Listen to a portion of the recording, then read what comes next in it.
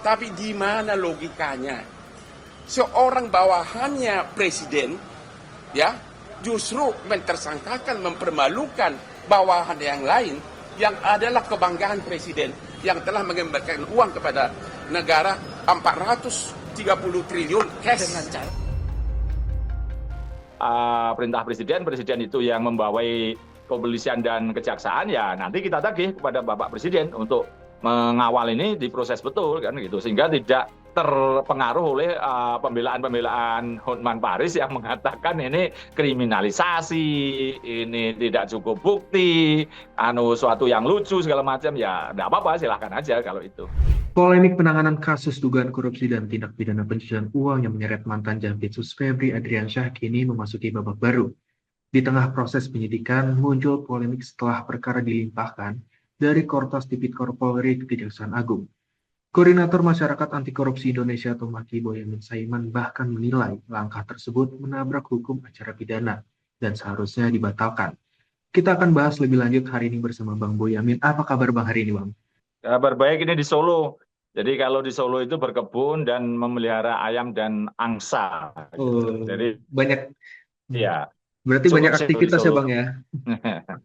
Oke. Di awal ini saya meminta tanggapan ini Bang terkait penanganan kasus yang menjerat ex Jampitsus Febri Adriansyah. Menurut pandangan Abang sendiri seperti apa nih Bang perkembangan kasusnya? Ya memang sudah seharusnya, karena ini akhirnya ketahuan sapu kotor gitu. Bahwa itu terlepas nanti terbukti bersalah atau bebas itu ya asas praduga tidak bersalah. Tapi ini yang menjadi trigger itu ketika ditemukan uang hampir 0,5 triliun dan emas 17 kilogram yang emasnya itu bahkan tidak ada labelnya gitu. Itu kan ya bisa jadi kalau ini tidak ditemukan, saya dan masyarakat awam pun bisa jadi akan membela Pak Febri bahwa ini kriminalisasi. Ketika ditemukan baru banyaknya itu ada di kafe dan di rumah, terutama yang paling banyak. Dan pada saat jumpa pers Pak Febri itu kan mengatakan betul itu rumah saya begitu. Meskipun belakangan diralat katanya itu milik mertuanya dihibahkan ke cucunya gitu. Artinya ke anaknya Pak Febri kan gitu kan. Padahal saya tahu itu rumah itu baru dibeli sekitar tahun 2021 2022. Dan di tempatnya Sentul itu kan ada teman yang rumahnya hanya 10 menit dari situ. Bahkan ada teman satu lagi rumahnya 4 menit dari situ gitu. Jadi saya tahu persis itu. Dulu rumahnya miliknya Pak R itu saya tahu gitu loh. Jadi mertua yang mana jadinya kalau ini dikatakan mertua itu. Jadi proses ini menurut saya udah benar karena memang ada barang bukti yaitu duit hampir 0,5 T dalam bentuk dolar Amerika dan dolar Singapura gitu. Dan emas 74 kilogram. Kalau perbandingannya gini sederhana, anggap aja pemilik Kompas, keluarga Pak Yaakob Utama misalnya begitu, punya uang ya diinvestasikan, bukan disimpan dalam brankas gitu kan. Kalau Jarum Kudus misalnya Pak Budi Hartono misalnya, orang terkaya se-Indonesia, saya berani taruhan itu di brankas pribadinya nggak ada uang 5 miliar itu. Karena apa? Pengusaha itu dimasukkan perusahaannya supaya apa, pajaknya ditanggung perusahaan. Kalau dibawa sendiri kena PPh, PPh segala macam, orang nggak mau. Dan justru itu diinvestasikan, dimasukkan bank lah minimal jadi deposito lah, gitu kan, untuk bisa diambil sewaktu-waktu dan di rekening pribadi yang sifatnya untuk pegangan ya paling-paling 1 miliar lah kan gitu. Ketika ini disembunyikan begitu mau apa gitu loh. Jadi saya pun terperangah saat itu ketika diumumkan bahwa ditemukan uang segitu banyaknya. Ya udahlah, ini menurut saya sapu kotor, udah gitu aja. Oke Bang, sebelum saya mau masukin ke bahasan tentang materi ataupun hasil penggeledahan ya Bang ya. Kemarin kan sebut tuh, Bang Boyamin kan menyebutkan bahwa Hotman Paris tidak paham hukum karena menyatakan bahwa penetapan tersangka Febri harus pamit kepada Presiden. Ini Mas, Bang Hotman kemarin kan bilang kalau Febri Adriansyah itu kebanggaannya Pak Prabowo. Minta dikaji katanya proses hukumnya, tanggapan istana mungkin Mas Pras? Ya, itu kan kita kembalikan ke proses hukum ya. Jangan dikait-kaitkan juga dengan Bapak Presiden kan. Ya, sepenuhnya kita kembalikan ke mekanisme hukum yang berlaku kan. Tapi kalau pemeriksaan memerlukan izin Presiden, pejabat tinggi itu gimana? Saya rasa Klaim Bang Hotman. Ya saya rasa kembali kepada mekanismenya ya. Saya rasa nggak ada juga. Hanya pada saat masih proses pemeriksaan harus izin Presiden itu kan. Mas, Oke, terima kasih ya. Mas. Apa dasar hukumnya yang membuat Bang Boyamin menyimpulkan demikian? Ya karena tidak ada dasar hukumnya. Penetapan tersangka harus pamit presiden atau izin presiden itu tidak ada gitu. Malah itu menunjukkan banyak hal negatif itu bahwa kesannya hukum ini dipengaruhi oleh kekuasaan gitu kan. Dan terkesan Pak Prabowo bisa jadi tidak mendukung pemberantasan korupsi. Dan juga menunjukkan Bang Hotman tidak paham hukum gitu. Karena apa? Hukum berlaku untuk semua kok gitu loh. Tidak ada proses izin segala macam. Bahwa betul ada ketentuan jaksa ketika diperiksa, dipanggil, yang kemudian ditahan, itu izin tertulis dari Jaksa Agung. Itu berdasarkan Undang-Undang tahun 2004, nomor 16. Saya ingat persis karena pernah saya uji ke Mahkamah Konstitusi tahun 2013. Nomornya pun masih ingat, nomor 55, PUU 2013. Pak Antasari Azhar bersama saya, Pak Antasari almarhum, menggugat untuk membatalkan itu dengan niat ditolak oleh Mahkamah Konstitusi. Kenapa? Untuk memperkuat Pak Antasari bahwa dulu diperiksa oleh polisi tidak ada izin tertulis Jaksa Agung, maka tidak sah. Maka memperkuat posisi Pak Antasari Azhar sehingga bisa mendapatkan hak-haknya. Gitu. Nah, kemarin tahun 2025 diuji oleh beberapa teman advokat ketentuan itu dalam perkara nomor 55 tahun 2025. Sorry, nomor 15, sorry. Nomor 15 bukan 55, 15 tahun 2025. Di mana disebutkan ketentuan itu tidak berlaku untuk jaksa yang melakukan kejahatan terhadap keamanan negara. Itu satu. Kedua, kejahatan terhadap tindak pidana yang diancam hukuman mati. Ketiga, tentang kejahatan pidana khusus. Nah, korupsi berarti kan pidana khusus. Berarti tidak perlu izin tertulis. Bahkan di undang-undang yang izin Jaksa Agung aja sudah dicoret oleh Mahkamah Konstitusi, apalagi izin presiden gitu loh. Jadi ini menunjukkan Bang Hotman tidak paham hukum gitu. Bahwa maksudnya itu pamit tata krama, ya monggo-monggo aja gitu kan. Tapi kan kalau buktinya cukup kuat begitu, ya diproses dulu baru pemberitahuan. Di penggeledahan, penyitaan di pengadilan aja, kalau kuat itu dan waktu dibutuhkan harus cepat, itu digeledah dulu, disita dulu, baru 2x24 dimintakan izin kepada ketua pengadilan. Artinya kan dalam proses-proses berikutnya kan ada ketahuan, ada rapat-rapat Jaksa Agung, Kapolri, Menteri Pertahanan, Presiden, itu berarti kan sudah diberitahukan. Dan nyatanya Presiden sendiri tidak melarang untuk diteruskan. Buktinya dijalankan terus oleh Kejaksaan Agung, berarti kan ya sah, tidak ada masalah di situ gitu. Tadi kan Bang Boyamin kan menilai kalau misalkan dampak dari pernyataan dari Bang Hotman Paris ini dapat negatif ya, berasumsi di tengah masyarakat. Itu perlu ada diluruskan lagi nggak sih Bang oleh aparat penegak hukum agar tidak menjadi presiden di ruang publik ke depannya? Diluruskan dengan tindakan, tidak perlu dijawab juga. Yang jawab kita-kita aja lah. Gitu kan. Karena penegak hukum artinya kan berdasarkan aturan hukum. Kalau di KUHAP dan KUHP-nya tidak ada ketentuan izin presiden, ya tetap lanjut. Dan kemudian ya dengan tindakan-tindakan tegas, profesional, terukur kan gitu kan. Misalnya segera memanggil lagi Febri dengan lebih lengkap. Kemarin kan baru 18 pertanyaan. Saya yakin itu ditunda atas permintaan terperiksa gitu. Nah, segera aja ditindaklanjuti, itu pertama, dituntaskan. Kedua, ya karena ini tersangka korupsi dilakukan penahanan. Itu. Dan selanjutnya segera dilimpahkan pengadilan untuk diproses persidangan. Itu kewajiban penegak hukum. Nanti yang memutuskan bebas atau bersalah ya hakim kan gitu. Nah, untuk itulah masyarakat sekarang sangat menunggu dan menuntut ini prosesnya segera dipercepat dan dilakukan penahanan. Tuh. Jadi penegak hukum tidak perlu menjawab dengan kata-kata. Nanti perang kata-kata nanti. Kan itu. Oke, Bang, aku mau balik lagi sedikit ke pembahasan awal tentang barang bukti yang ditemukan ya Bang ya. Dari Bang Boyamin sendiri dalam perkara Ya. TPPU ini, mana yang lebih penting dibuktikan nih Bang? Siapa pemilik barang bukti atau dari mana asal-usul harta tersebut? Ya keduanya harus ditelusuri. Kan kalau asal-usul dari mana? Ini apakah gratifikasi atau pemerasan seperti dijelaskan oleh penyidik, termasuk oleh Kejaksaan Agung, atau berdasarkan dari suap. Nah, kalau suap siapa penyuapnya kan harus dijerat. Kalau gratifikasi dan pemerasan memang pemberi bisa lepas, terutama pemerasan pastilah. Kalau itu kan korban pemerasan. Tapi gratifikasi bisa 50-50, bisa dijerat, bisa tidak. Tapi kalau suap kan harus dijerat.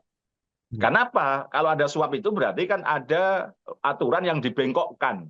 Kalau dibengkokkan berarti ada yang dirugikan. Misalnya oknum penegak hukum misalnya membebaskan orang padahal ini harus diproses misalnya. Nah, itu kan Kalau korupsi kan negara malah yang dirugikan. Harusnya negara dapat uang pengganti dari orang yang membengkokkan tadi, tapi kemudian tidak gitu. Jadi asal usul juga dicari. Nah, kedua berkaitan dengan siapa pemiliknya atau yang mengakui pemiliknya segala macam penting. Kenapa? Ini untuk merumuskan kalau dulu pasal 55 ayat 1 huruf ke-1 tentang turut serta. Kalau sekarang dirubah jadi 20 KUHP baru, KUHP tahun 2025 itu mengatakan ya turut serta. Nah, kalau sekarang ada yang mengakui Don Rito, ya Don Rito diproses. Ternyata Don Rito itu tangan panjang gitu kan. Kalau proses konstruksi dari penegak hukum kan begitu, tangan panjang atau terafiliasi atau bahkan wakil dari Pak FA. Nah, makanya tersangka Don Rito dan juga Pak FA kan itu. Karena dianggap pemilik akhir atau yang pemilik manfaat misalnya gitu. Don Rito dianggap kaki tangan. Nah, kaki tangan yang lain ada tidak kan gitu. Atau ini uang ini mau yang lain sudah ada terus kemudian dikemanakan begitu. Jadi yang tadi asal usul perlu, yang sekarang berkaitan siapa yang memiliki, siapa yang terkait dan segala macam untuk turut serta itu tadi membantu kejahatan sama dengan kejahatan kalau dalam korupsi. Turut serta itu teorinya macam-macam, bahkan sampai level aktor intelektual kan gitu kan teorinya. Maka itu juga perlu dilacak semuanya, tidak bisa hanya kemudian hanya dengan TPPU pasif, ini uang ini dari mana, itu namanya tidak menuntaskan masalah seperti dulu dalam proses Richard Jaroff yang disita hampir 1 triliun itu kan hanya dengan gratifikasi. Padahal ada potensi gitu, yang gratifikasi itu hanya 10%, yang 90% potensi suap semua. Nah, siapa yang disuap dan aturan apa yang dibengkokkan? Sehingga siapa yang juga membengkokkan? Nah, itu kan juga harus diproses gitu. Itu Rasmi. Berarti dalam artian kemarin kan Don Rito sempat mengaku ya bahwa uang dan emas tersebut adalah miliknya. Apakah pengakuan tersebut juga memperkuat pembuktian atau justru membuat penyidik itu harus bekerja lebih keras lagi berarti ya Bang ya? Justru sangat memperkuat. Karena apa? Kan tersangkanya 2 orang, gitu kan?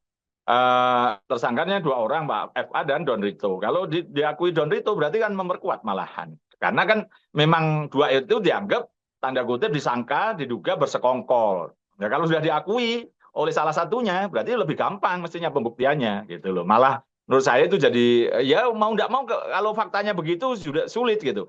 Dulu kan sebelumnya ada isu itu milik pengusaha gitu kan, besar yang dititipkan itu. Lah pengusahanya nggak mau kira-kira gitu.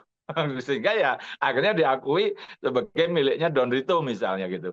Nah, itu ya justru memperkuat. Misalnya rumah milik mertua, lah berarti kan masih satu rangkaian gitu kan.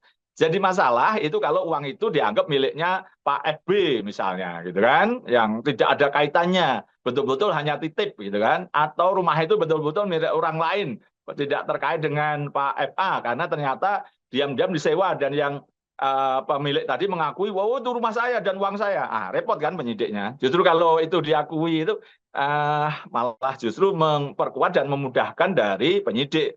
Kalau versi saya loh seharusnya begitu. Nah Bang, aku pengen sedikit menyinggung nih tentang KPK kan. Sebelumnya kan Bang Boyamin kan bercerita ada 2 deputi yang diutus pimpinan KPK kabur saat konferensi di Polda Metro Jaya. Itu terkait Febri seperti apa Bang ceritanya Bang? Ya itulah, itu kan ceritanya cukup panjang. Pertengahan 2024 kan sebenarnya sudah kita laporkan yang terkait perkara ini ke KPK. KPK hanya mengundang sekali, habis itu tidak jelas kelanjutannya gitu. Bahkan dilaporkan lagi di akhir 2024, juga di awal-awal 2025 gitu dilaporkan. Akhirnya juga dilaporkan ke kepolisian, Kota Tipikor pertengahan 2025, termasuk dilaporkan ke Kejaksaan Agung, Jaksa Agung Muda Pengawasan. Itu dilaporkan. Nah, kemudian kepolisian ketika perkara ini tanda kutip berat gitu, maka minta supervisi KPK. KPK diundang untuk melihat barang bukti, melihat prosedurnya, dijelaskan segala macam, diundang resmi. Dan kemudian oleh pimpinan KPK diutus 2 orang deputi supervisi dan deputi penindakan, Bu Eli atau siapa pokoknya yang perempuan, terus deputi penindakan Pak Asep Guntur Rahayu. Nah, pada saat itu bahkan di konferensi itu sudah ditulis papan nama 2 orang itu, dijejer-jejer nanti yang akan mengikuti jumpa pers. Artinya ya jumpa pers pasif bisa aja hanya menyaksikan gitu kan. Sering kan Kejaksaan Agung misalnya mengundang Mahkamah Agung atau BPKP atau KPK kalau itu menyangkut pajak misalnya bahkan sampai Dirjen Pajak atau Menteri Keuangannya hadir kan gitu. Nah, ini sebagai bentuk dukungan dan memperkuat upaya kepolisian itu mengajak KPK bahkan. Biasanya kan polisi atau jaksa itu kan kalau disupervisi ogah-ogahan bahkan nggak mau, bahkan menolak. Ini malah mengajak sejak awal. Maka kemudian diundang, diajak, diberi penjelasan lama gitu beberapa saat itu, baru kemudian konpres. Nah, pada saat konpres, keduanya menghilang. Akhirnya papa namanya ditarik gitu loh. Dan kemudian berikutnya di saat itu dikejar teman-teman juga wartawan Kompas, saya ingat itu, di konpres di KPK, sehari setelahnya itu juga ditanya, kenapa Pak kemarin menghilang Pak? Kan gitu. Terus dijawab alasannya kehadirannya tidak diperlukan katanya begitu gitu. Kalau saya ya kabur kan gitu kan, jiper ya. Gimana lagi?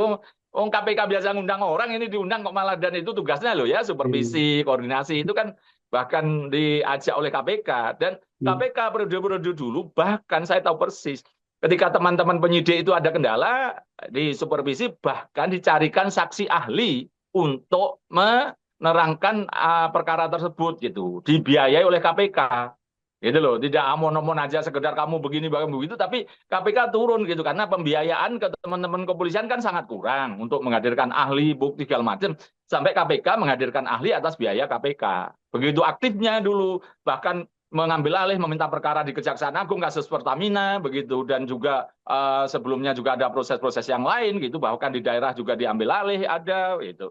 Bahkan dulu memang KPK waktu terbentuk itu ada perkara korupsi yang itu zaman KPK belum terbentuk, sebelum ada KPK. Terus itu aktif dilimpahkan ke Kejaksaan Agung dalam kasus Bulog gitu. Jadi menurut saya ini kok KPK sekarang jadi perkara tidak ditangani, diminta supervisi kabur gitu. Makanya kemarin kan saya ngomong, sebenarnya kan idealnya ini harusnya perkara di tangan KPK, tapi KPK kayak begitu apa yang bisa diharapkan gitu. Jadi ya mestinya tetap di polisi karena polisi yang menangani, dan Kejaksaan Agung nanti tinggal yang melakukan proses penerimaan berkas. Kalau kurang lengkap diberi petunjuk, kalau lengkap dibawa ke pengadilan kan itu. Dan saya yakin itu sesuatu yang mudah harusnya, karena perkara ini ada barang bukti yaitu duit 1,5 triliun dan emas sampai 74 kilogram, itu menjadi susah lah untuk menerangkan apa ini logika sederhana atau logika yang rumit pun susah. Ini uangnya siapa, dari siapa. Kalau pertanyaannya ada orang ngaku misalnya Boyamin begitu, itu dapatnya dari mana? Dibayar pajak enggak? Kan gitu kan. Itu kan susah itu kan. Atau menang judi bola, ya saya enggak judi. Judinya di mana? Atau menang hadiah, hadiah yang mana, siapa yang memberikan hadiah? Atau berbisnis kripto, Bitcoin karena untung banyak. Tapi kan saya dulu harus beli Bitcoin kan gitu. Jadi ya terus terang aja, ketika pada posisi menganalogikan ketika pencuri kedapatan TV-nya yang dicuri itu ada di rumahnya dia, apakah berdalih, wah itu ditaruh orang, gitu kan? Saya bukan mencurinya, gitu kan? Itu TV-nya milik Pak A, betul-betul miliknya Pak A. 2 hari kemudian ketahuan di rumahnya si orang itu, si B, gitu kan? Ya kalau itu ditanya, oh ada orang yang naruh, ya tapi kan harusnya orang ini mengumumkan, oh ada orang naruh TV di tempat saya, gitu. Ketika 2 hari diam-diam baik kan, ya berarti kan penadah lah paling tidak, kalau tidak pencurinya kan gitu. Baik, Bang, menegaskan kembali nih, berarti dari pernyataan Abang justru saat ini mendukung penyidikan dilakukan oleh penyidik saat ini sedang berlangsung, atau justru dilakukan oleh KPK, Bang? Tapi tadi kan Bang Boyamin mengatakan kalau misalkan situasi KPK saat ini sedang dipertanyakan lah oleh Bang Boyamin kan, daripada yang yang dahulu lah. Itu seperti apa, Bang? Boleh ditegaskan kembali? Ya kita bicara aturan harusnya tetap KPK, karena yang berwenang KPK, gitu loh. Itu yang mengambil alih gitu. Kalau tidak, teman-teman saya mengajukan gugatan pra peradilan untuk mengembalikan kepada penyidik kepolisian, karena penyidik kepolisian masih banyak yang harus dikerjakan, termasuk menggeledah tempat-tempat lain gitu. Dan apakah nanti penggeledahan itu akan dilakukan oleh penyidik kejaksaan kan belum yakin ini. Maka ya sebenarnya paling tertinggi itu ditangani oleh KPK.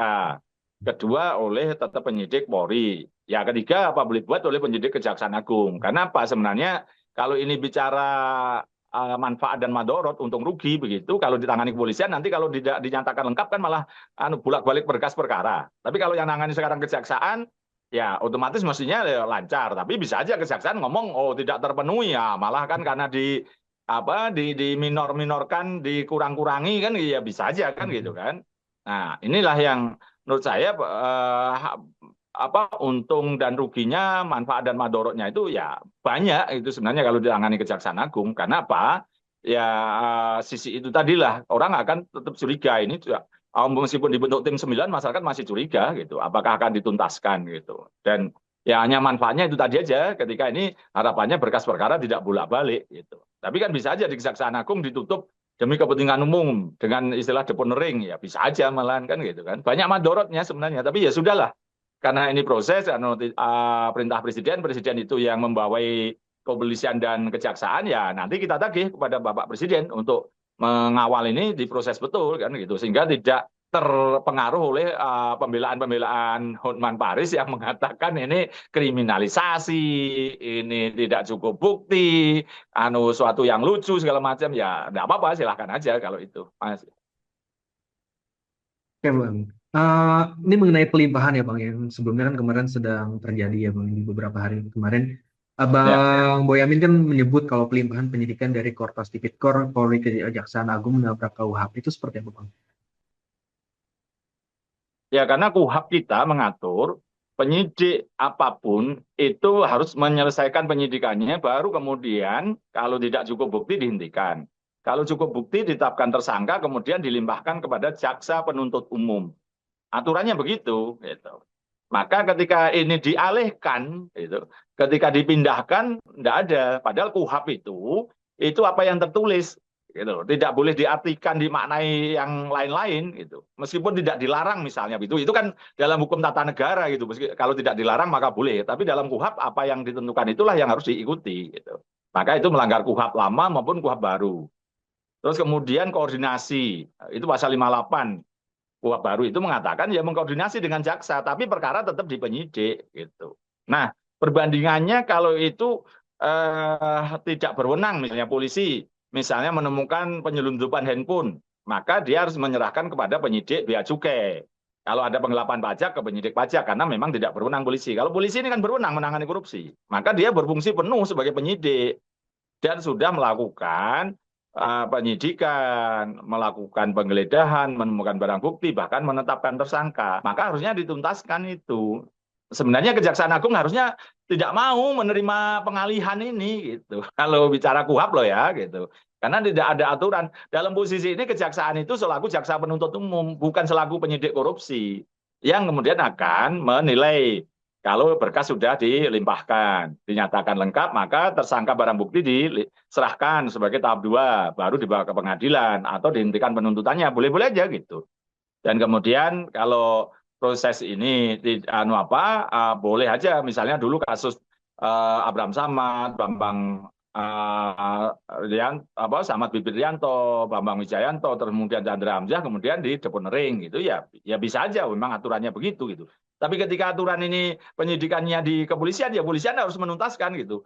Belum ada sejarahnya sejak tahun Undang-Undang Nomor 31 tahun ini 71 maupun sampai tahun 99 Undang-Undang Pemberantasan Korupsi atau belum pernah ada polisi menyidik perkara korupsi itu terus kemudian dialihkan meskipun ya memang ada kasus yang Asabri tapi Asabri itu masih penyelidikan gitu loh tidak sanggup karena ya apapun ada tentara segala macam kemudian dilimpahkan atau diarahkan ditangani oleh Kejaksaan Agung juga lahan Kemayoran itu pun juga begitu gitu jadi tidak proses pengalihan atau transfer ini pemindahan nah bahasanya paling aman itu pemindahan itu maka belum pernah ada sih tapi ya tidak apa-apa kita tunggu ini toh nanti bisa jadi akan dibuat pra-peradilan kalau pengalihan ini juga oleh korban ini sudah tanggal 28 akan sidang teman-teman LSM tapi kalau Febri sendiri bisa aja juga akan menggugat ini misalnya kalau ini tidak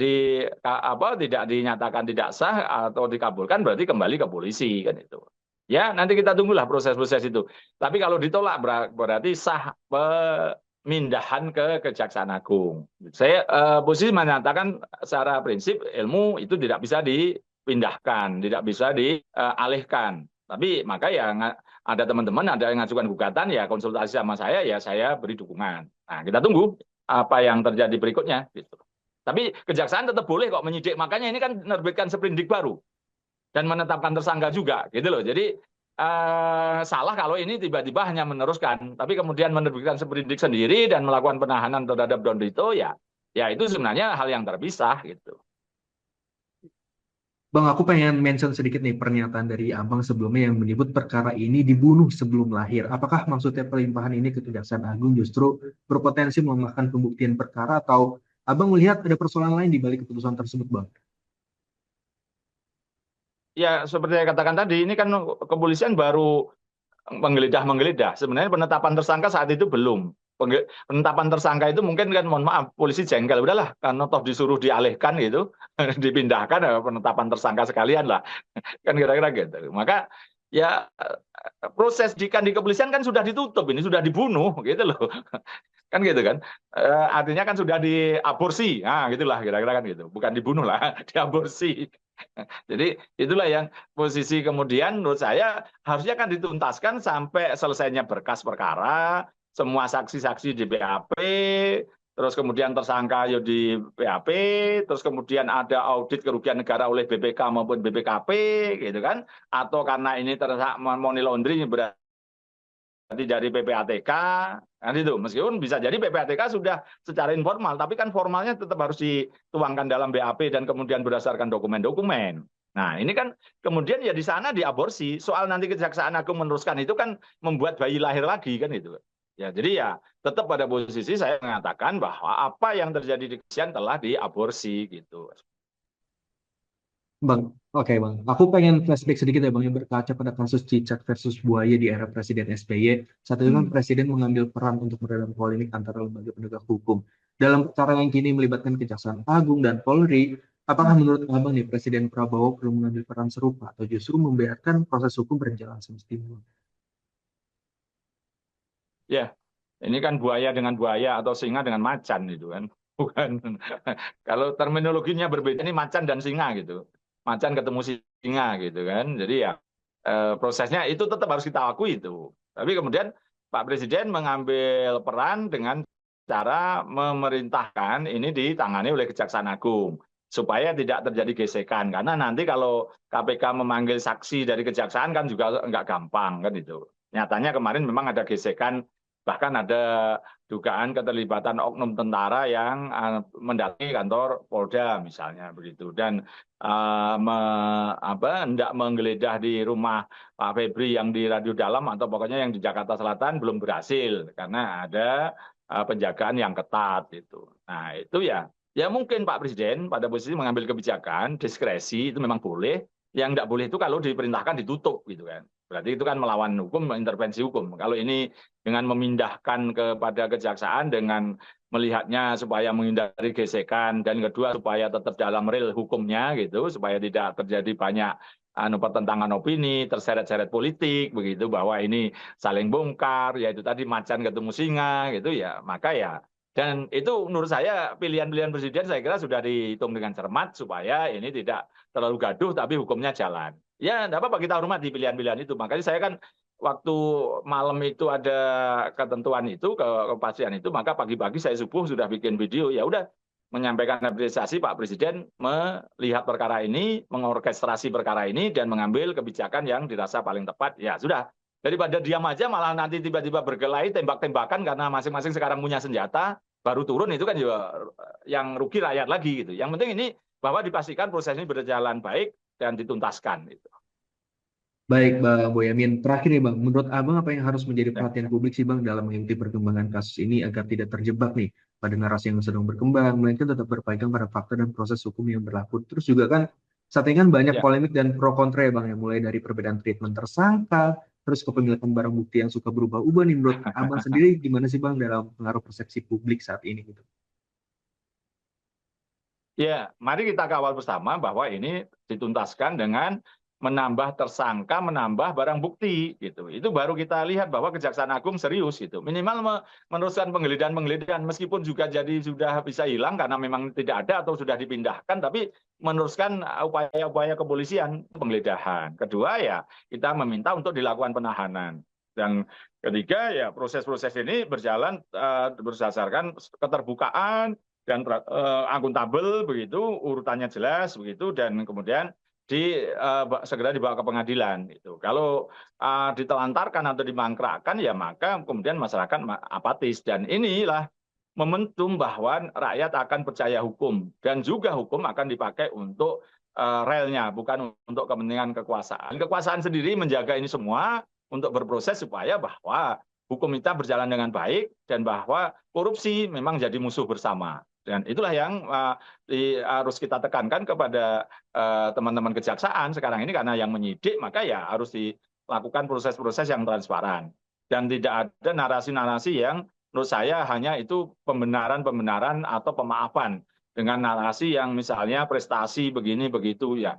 Yang berprestasi itu semua jaksa seluruh Indonesia, termasuk ke Jaksa Agung Muda Pidana Khusus sebelumnya. Saya tahu persis itu Pak Ali Mukartono itu yang meletakkan dasar-dasar Kejaksaan Agung, terutama Gedung Bundar itu menjadi hebat itu pada waktu Pak Ali Mukartono, karena betul-betul dari tadinya yang ogah-ogahan atau darinya yang tidak semangat oleh Pak Ali Mukartono masuk sebagai Jampitsus, maka diletakkan dasar-dasar itu, dan Pak Febri waktu itu direktur penyidikan gitu. Jadi sehingga berkembang menjadi bisa meneruskan perkara ke perkara besar. Awalnya Pak Ali Mukartono itu kasusnya Dana Sabri, diteruskan minyak goreng dan sawit itu oleh Pak Febri. Jadi letak dasarnya itu justru oleh jaksa-jaksa itu gitu loh. Jangan terus kemudian Satgas PKH itu adalah semuanya gitu, dan bahkan ada kekurangan-kekurangan, malian harusnya denda itu 100 triliun tapi masih 33 triliun gitu. Jadi sederhana bagi saya bahwa Pak Febri itu ya menjalankan tugasnya gitu. Tapi ketika dia menjadi kotor ya harus diproses hukum gitu. Tidak ada pemaafan di situ.